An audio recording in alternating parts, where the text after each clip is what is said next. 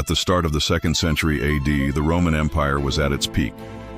After a vast territorial expansion, Roman legions dominated lands like Greece, Egypt, Hispania, Gaul, Britannia, and Palestine, an empire stretching over 4 million square kilometers.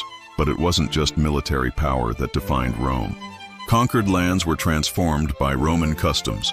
Roads, aqueducts, temples, and statues of gods spread Roman culture throughout the world. For any Roman citizen at the time, it was unthinkable that Rome's glory could ever fade. It was the most important city on earth, the capital of an empire that seemed unstoppable. To them, the idea that Rome would crumble to dust seemed absurd. Yet, just a few centuries later, that's exactly what happened. And one of the main reasons wasn't a sudden barbarian invasion. It was something much more silent: the lack of food. Hey there, curious minds! Welcome to another episode of Deep Curiosity. Before we dive in, don't forget to hit that like button, subscribe, and ring the bell so you don't miss our next deep dive. Now, let's unravel how hunger toppled the most powerful empire of the ancient world. Rome, a giant empire, but fragile. The Roman legions were feared everywhere. They fought in tight formations with ruthless discipline.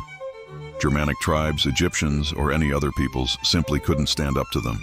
With unstoppable armies, ambitious generals, and an insatiable thirst for power, Rome expanded its borders, creating one of the greatest empires in history. But that same size became its weakness.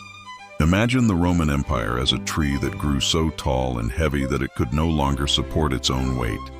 This weakness became evident by the 2nd century. Rome tried to tighten its grip on the provinces, guard its borders, and suppress revolts. But there was a problem. Rome's economy relied heavily on expansion. Rome's slave-based economy, much of Rome's wealth came from enslaved people. Defeated nations were brought in as forced labor, an estimated 5 million enslaved people across the empire. That was roughly 10% of the 50 million population. Half of these people worked in agriculture. They were the ones feeding Rome. But as Rome's wars of conquest came to an end, new lands stopped being annexed. Conquered peoples were increasingly granted Roman citizenship, and therefore couldn't be enslaved. Without new wars, Rome couldn't replenish its supply of enslaved labor. As a result, farms went abandoned.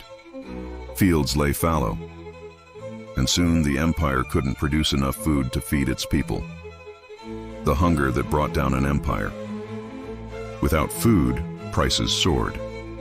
Inflation, economic crisis, social unrest. Rome could no longer sustain its bread and circuses policy, or even defend its borders. Riots and violence erupted. The once mighty Rome began to decay from within. By the 3rd century, the problem worsened. Germanic tribes raided Roman borders, while a starving, weakened empire shrank day by day. In 476 AD, the final blow came. Emperor Romulus Augustulus was deposed by Odoacer, marking the fall of Rome. Hunger and humanity. Hunger wasn't just the end of Rome. Throughout history, great empires have fallen to famine. Even today, hunger remains a global challenge. In the 20th century alone, an estimated 70 million people died of hunger. That's nearly the entire population of the United Kingdom. With the global population growing by around 80 million people each year, feeding everyone is a bigger challenge than ever. Science and innovation. The search for solutions. Today we have smart farms, sensors to detect fertile soil, and satellites that spot crop diseases. We're developing technologies to extend food shelf life and exploring new nutritional sources, like algae and even insects. But that's not enough. We need to tackle food waste, improve transportation and storage, and question the social inequalities in agricultural production. The role of society. Technology alone isn't the answer. We need public policies, support for family farmers, and a new perspective on how we produce and distribute food.